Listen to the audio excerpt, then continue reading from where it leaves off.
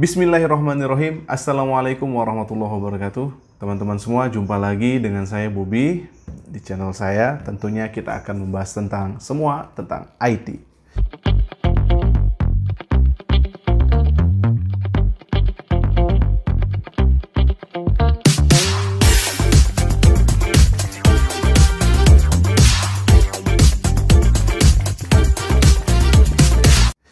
Oke.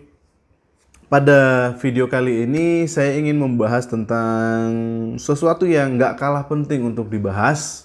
Tentunya tentang IT, yaitu kita akan bahas santai ciri-ciri software asli dan software bajakan.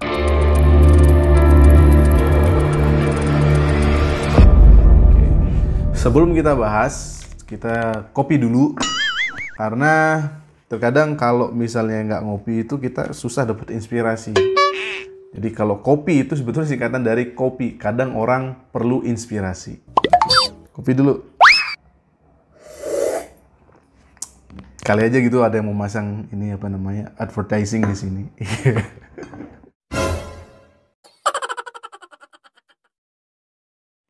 Oke, baik.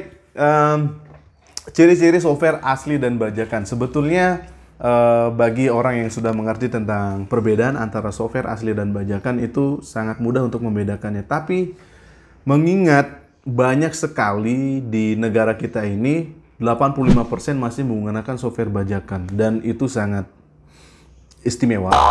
Jadi ketika saya meeting waktu itu tahun 2020 sebelum pandemi di Singapura dengan Principal Software tentunya, membahas tentang data statistik. Statistik ini adalah badan organisasi yang memang mereka melakukan survei di negara-negara berkembang untuk melakukan survei tentang penggunaan software. Dan di Indonesia itu terdapat 85% masih menggunakan software bajakan. Oke. Jadi menurut saya ini ada satu hal yang lucu karena cara pandang saya dengan beberapa kolega saya di sana itu sangat berbeda.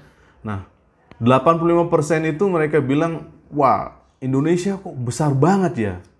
Pakai software bajakan sampai 85% pengguna itu menggunakan software bajakan. Kemudian saya menjawab dengan santai, wah itu kan bagus, saya bilang. Mereka mencoba melakukan sebuah survei tentang Indonesia yang menggunakan software bajakan. Tapi saya jawab, itu bagus. Kenapa? Karena 80% menggunakan software bajakan itu berarti bangsa kita ini sudah sangat cerdas dalam mengenal software. Karena 85% dari warga Indonesia itu sudah mengenal teknologi walaupun masih berbentuk ilegal, software bajakan. Oke. Itu nggak jadi masalah waktu itu. Kemudian saya sampaikan lagi, itu berarti kan peluang kita untuk bisa memberikan edukasi kepada masyarakat luas, bukan hanya di Indonesia, untuk bisa membedakan mana software asli, mana software bajakan, dan bagaimana cara mendapatkan software yang asli atau original, dan bahayanya menggunakan software bajakan. Nah, di video kali ini kita akan membahas secara rinci tentang perbedaan antara dua software itu. Yang satu asli, original, atau bajakan. Oke. Jadi bagaimana sih teman-teman? Supaya teman-teman ini tahu ciri dari software bajakan itu seperti apa. Oke. Jadi ciri software bajakan itu yang pertama adalah didapatkan secara gratis. Tanpa ada pembelian license resmi. Baik itu di-download di sebuah internet, website yang menyediakan software secara gratis, kemudian bentuknya crack, kita tinggal install aja tanpa serial number, langsung bisa dijalankan.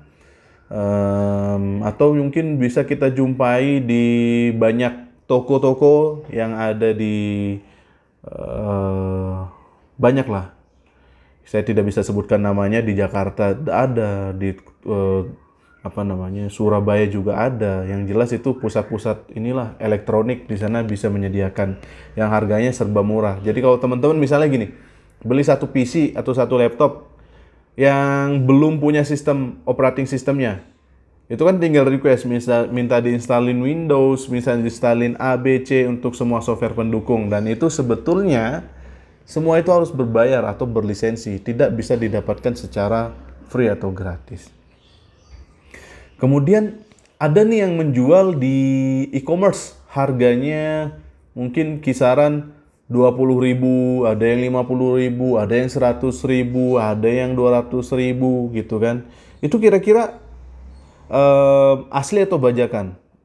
Oke, saya bisa bilang semua yang harganya tadi saya sebut antar kisaran 50 sampai mungkin bahkan 500.000 softwarenya, itu saya bilang software bajakan.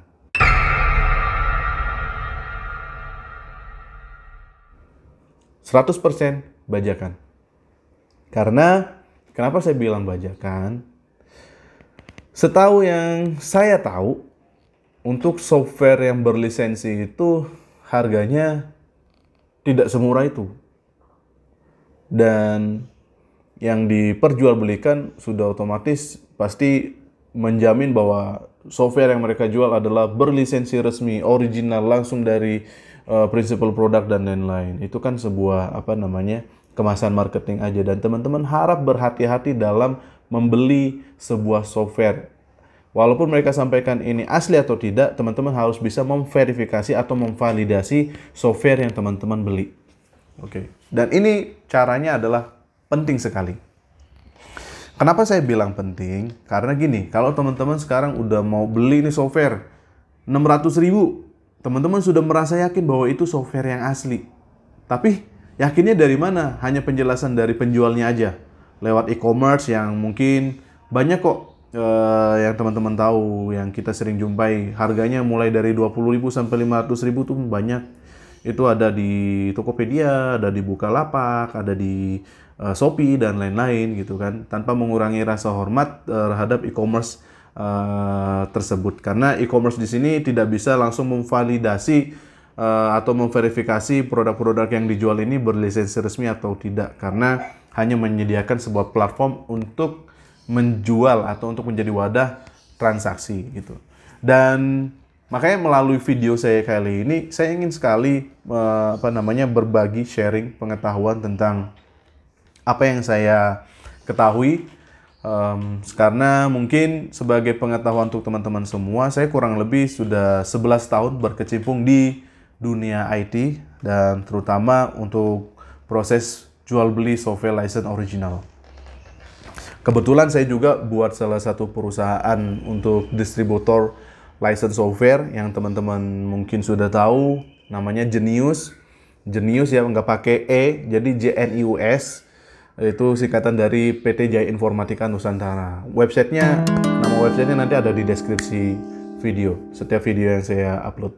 Oke, kembali lagi ke yang tadi kita jumpai tadi.